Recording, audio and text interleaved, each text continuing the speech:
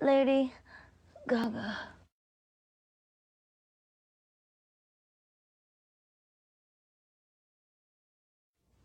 Well, actually, I didn't really start in the dance scene. I started more in the dive bar scene, which is really a lot of nerdy record collecting DJs. And I started go-go dancing and giving my records to the DJs in those bars. And then as I became more well-known, it started to spread into the dance scene. And it's really, it's sick. I mean, it's club kids. There's still like a real scene down there. People have personas. The nightclubs feel like a culture. The music is underground, but it's also mainstream. I mean, it's a really cool environment.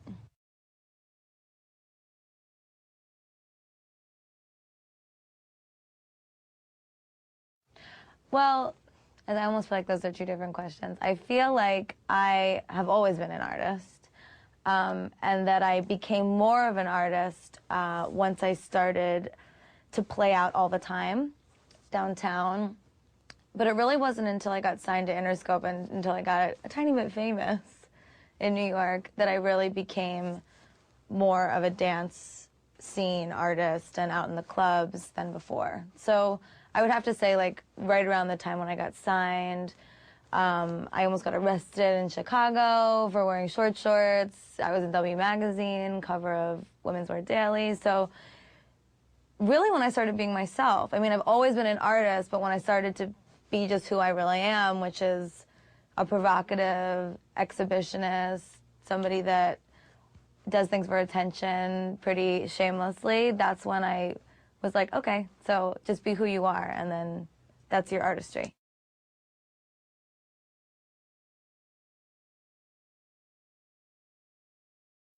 Well, I'm a New York Italian. My father used to play Pink Floyd, Zeppelin, Beatles, Billy Joel, Elton John records all the time, and he used to we had a record player in the living room, and he used to like pick me up when I was a kid, and he would like twirl me around. And I mean, I had a really amazing childhood, a lot of culture, a lot of meatballs, a lot of marinara, you know. So music was a big part of my family. I mean, even like, you know, listening to Andrea Bocelli over dinner, Frank Sinatra. Theater became a huge part of my life, a lot of because of that. I mean, I used to listen to the Sinatra duets like on repeat with my father all the time. And then my mother made me play piano when I was 4. It was kind of a discipline thing, and she used to say, you don't have to practice, but you got to sit there for an hour every day. You can either play or you can just sit there. And probably for the first couple of years, it was like, you know, I used to sit at the piano and like I'd start banging, and I was a really bad kid. And then I got bored just sitting there, so I started to play, and then I got really, really great at classical piano.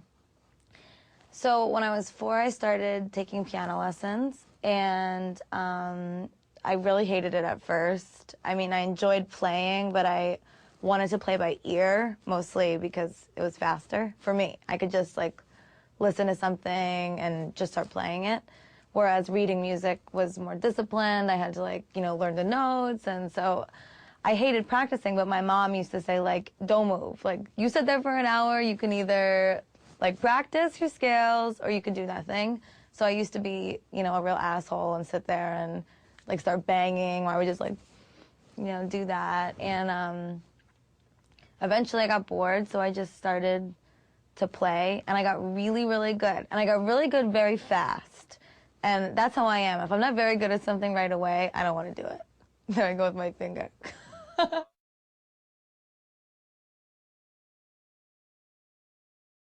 Oh my God. What does that not mean to me? It's everything. It's who I am. It's culture, it's family, it's my heritage, it's my fashion sense. You know, I'm inspired by the street, but I'm also like obsessed with the like the gangster mob princess and the you know, in Scarface. And I mean, that's not Italian, but you know what I'm saying. The casinos and the gaudiness, and it all really plays into the concept of my album, The Fame, because for me, Italians and that sort of gaudy culture is a way of self-proclaiming your own fame without, you know, $8 million.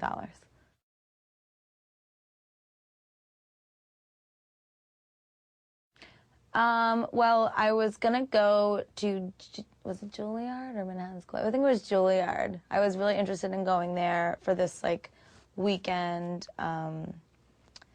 pre-college program, and I actually got like really nervous before my audition and decided to go to acting school, which actually ended up being better because so much of what I do now is persona related, and Lady Gaga, me, it became who I am now, but it was like it was a self-discovery that really was found through acting and sense memory and figuring out, I mean, like things like, you know, certain positions and dance moves that I would do would resonate more with me than others. Like I suck at ballet, but I was excellent at jazz and theater.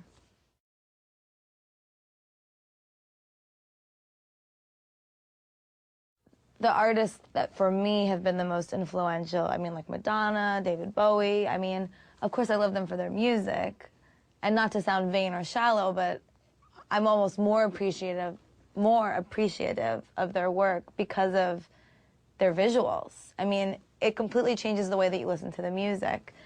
I moved to the Lower East Side when I was, well, 18, I moved to East Village, and then Lower East Side when I was 19. And, you know, everybody dressed different, everybody talked different, everybody's swagger was different, and I'm somebody that likes to experiment with different things, so I bought a lot of leather and a lot of sequins, and I started making, I was go-go dancing for fun, so I started making my costumes because it was cheaper and also fun. And it's a really big influence on the music because I sing about the lifestyle. I'm not making underground music. I'm making pop records about an underground lifestyle. That's the difference.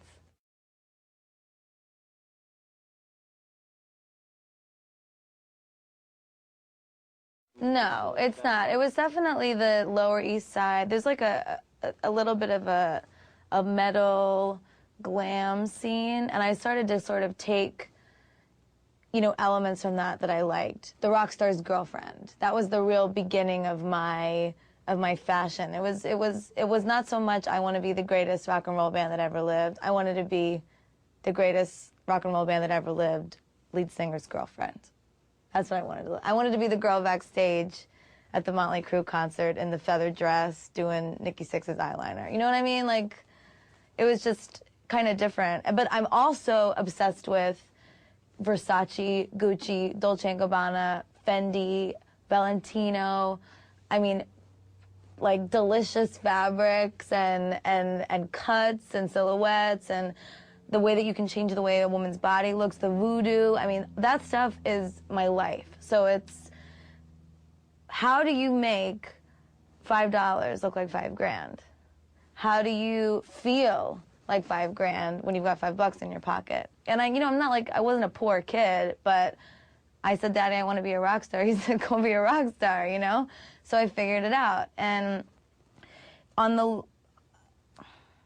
in downtown New York, and really in New York everywhere, really in the world, you have the ability to self-proclaim your own fame. You have the ability to experience and feel a certain amount of self-worth that comes from a very vain place by simply like your choices, your opinions about fashion, your opinions about music, your opinions about politics, the way that you walk down the street, the way that you carry yourself at parties. I mean, you can literally choose to have fame. And that's what this whole album is about. And I really, honestly do not care a tiny bit what people think about it, because I'm not posturing that it's good or that it's bad. I'm struggling with the idea, and it's affected my life in the most positive way. I mean, if anyone said, who is Lady Gaga, I would be okay with, she is the most impressive con artist of fame. I mean, I literally trick people every day into believing that I'm somebody, and I'm not.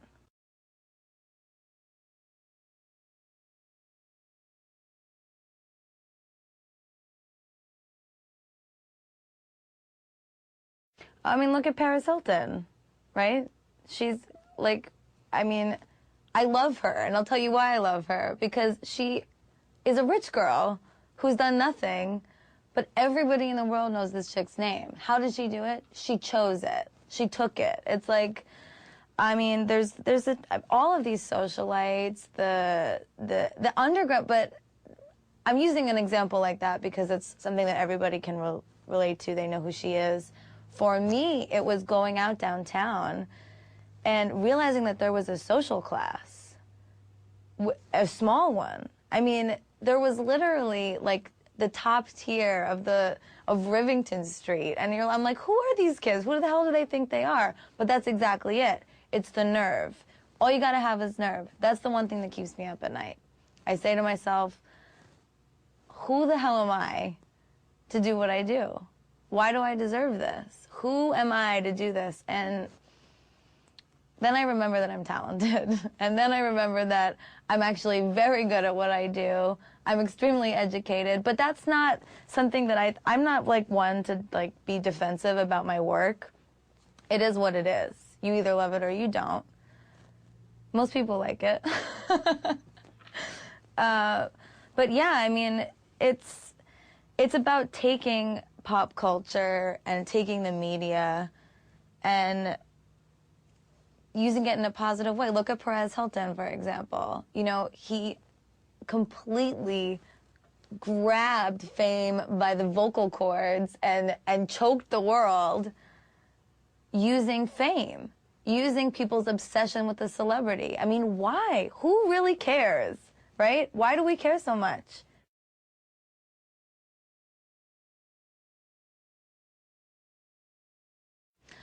Okay.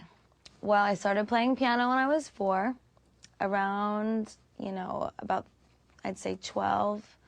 I was in a boutique in New York, and I was singing a Backstreet Boys record. I forgot, I think it was I Want It That Way. I think that was it. So I was singing this Backstreet Boys record, and the guy that worked in the store, Evan, I still remember his name, I haven't seen him in 800 years. He goes, "Are you a singer?" And I said, "No, you know," I was like, and I'm 12 years old, like, what am I doing in a boutique after school? It was just kind of one of those really random moments. And he said, "Well, you've got a really great voice. I think, you know, maybe you should call my uncle. My uncle, he teaches voice." His uncle was Don Lawrence. And anybody in the business who knows about music teachers knows that Don Lawrence is by far the best teacher in the world. So he had, you know, no room between Mick Jagger, Bono, Christina Aguilera, you know, you name it, he gave them a voice. Or at least, you know, he was, you know, working with them on their tour. So anyway, I started working with him. He was my mentor. He's still my mentor till today. He encouraged me to start writing music. So around 13, I started writing records, stuff on the piano in my house. So I moved from classical to pop.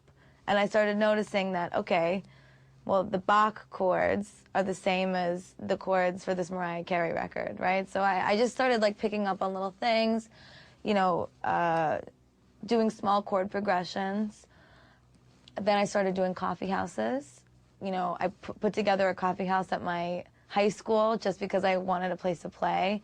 I would sneak out and go to the bitter end. I would, you know, go downtown to McDougal Street with the seniors from Regis High School just to experience the, you know, music nightlife in New York. Then I was in a cover band when I was 16. I would do, you know, Zeppelin records, Jefferson Airplane, U2. And then I went to NYU for 1 year.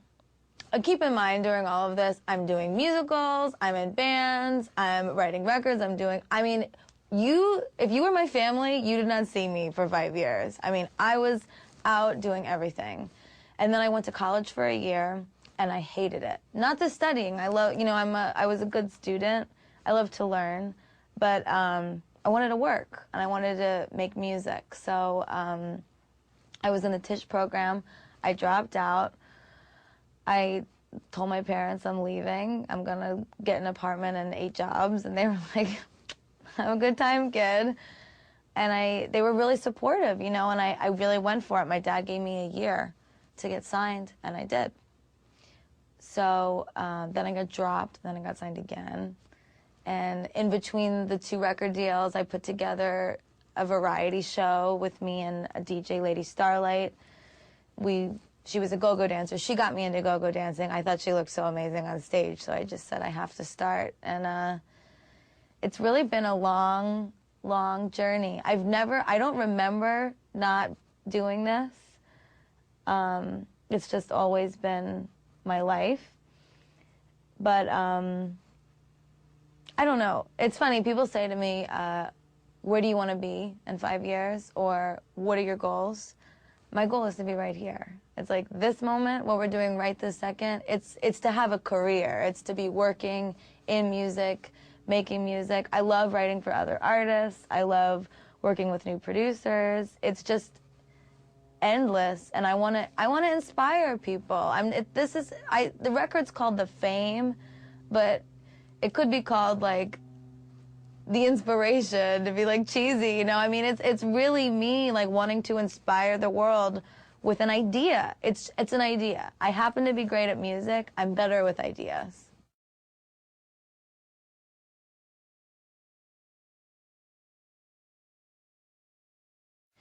Well, they're all different. Beautiful, Dirty, Rich, I wrote in my panties, dancing around to a track in my bedroom. You know, that's one way that I write.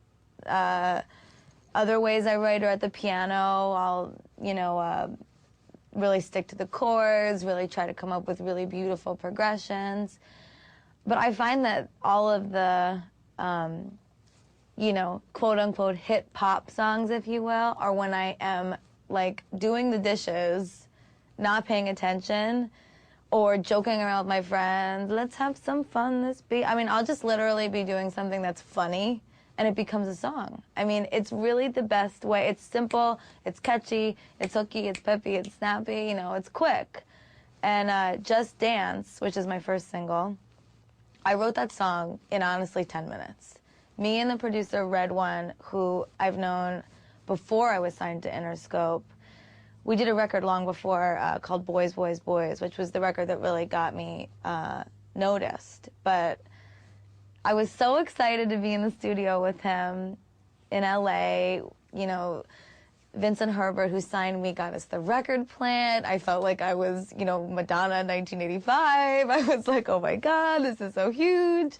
And they, you know, people were coming and asking me if I wanted something to drink. I was like, I'll get it. You know, it was just ridiculous. So I had this beautiful studio, and it's funny because we took pictures, and Red One and I don't use equipment in the room usually. We will for vocals. We'll use certain compressors and Neves and stuff, but for making the actual music, we just use MacBook Pros. So you see pictures of us in these like absolutely gorgeous, state-of-the-art, amazing, expensive studios, and the two of us are like in a corner at our laptops working. So we sat down, and he went, literally, he's like, oh, Gaginetti. He calls me Gaginetti. He's Swedish. Well, he's Moroccan, lived in Sweden. He's got a crazy accent. And he calls me Gaginetti. And all of a sudden, he says, I had this idea, and I hear, and I admit it, literally, I go, I've had a little bit too much. I went right into it, and Troy, my manager, was there. And I remember being so nervous, because I don't allow anybody to be in the studio while I'm writing, but I couldn't say no, because he's my manager, and I'm like, I can't say no. So he was in there, and I was a little bit nervous, like, oh my God, it's the first time he's seeing me write. But we wrote that record in 2 seconds. Vincent Herbert walked in. He was like, oh my God, that's it. Leah Landon, who I work with too, she's my other manager, she came in and she was like, play that dance one. I want to hear that dance one again. I mean, it was instant. Everybody went crazy. And Akon, you know, who we did the record with too, he's such a down-to-earth guy, and for me, it was like, he's like the most worldly, like, cultured. He's like a hip hop R&B guy, you know. For him to be into my stuff, like a white chick from New York who does like dance music, disco, pop, I was like, I don't know what he's gonna think of this. And when we started working on it, he really was into it. And he was like, that's it. Everybody just knew this is it. This is the one. And the record that took me 10 minutes, you know. Well, my music is pretty much a reflection of my transition from New York uptown to New York downtown and all the things that I've discovered. And it's everything, you know, it's pop, it's a little bit, you know, hip hop R&B, it's got dance elements, it's got electro. I rap sometimes, I sing, you know, I do everything. It's really, it's about my journey. It's really heavily influenced by fashion and lifestyle, and it's new. It's Lady Gaga. It is absolutely 100% a concoction of my love of 70s glamour, 80s synth sounds, dance, club fever, disco. A lot of my melodies have a real 50s Beatles quality. Glamour, filth, rock and roll. It's got, I mean, Boys, Boys, Boys is a metal song trapped in a pop star's body. I mean, I think about everything when I'm writing, but I'm constantly being influenced by different things. I'm like a little sponge. So it's pop. But for me, pop is the new underground. Everybody said goodbye to it for a little bit, and we started to really start bowing down to all these rising indie acts. But I feel that I don't feel that there's anything wrong with the major label music machine. I remember standing outside of TRL with, you know, NSYNC and Britney written all over my face, crying, because if I could see her hand, you know what I mean? That, you can't buy that. It is so intense to be a super fan. I mean, granted, I was the same way at the Neil Young concert, you know what I mean? But it's like, I feel that it's been lost a little bit. I don't know if artists are lazy and they don't care about how they dress or what it is, or if it's you can't download a lifestyle. You can't download an icon. You have to touch them. You have to figure, what do they eat? How do they sleep? Do they sleep like this? Are they on their side? Are they on their back? Does she sleep in sequin panties upside down with someone, like, you know, fanning her with a bow? I mean, I don't know, but it's a fantasy, and it's really beautiful and really special. For me, it's like my Michelangelo painting. It's like I wanna create that again. If anything, the fame and this record and my music is about recreating the pop star and giving it back.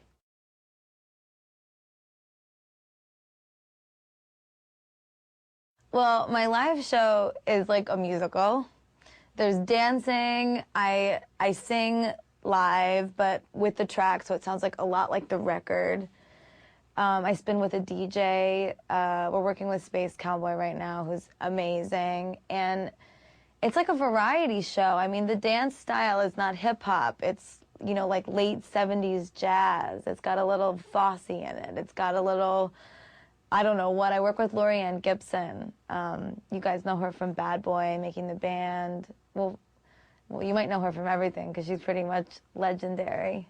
But working with her has been incredible, molding the show, because I remember when I first met her, I walked in, my hair was black. I had on see-through leopard tights with a thong and like some ridiculous jacket and these huge Elton John sunglasses. And I was like, hi, Lorianne, like the nerdiest chick ever.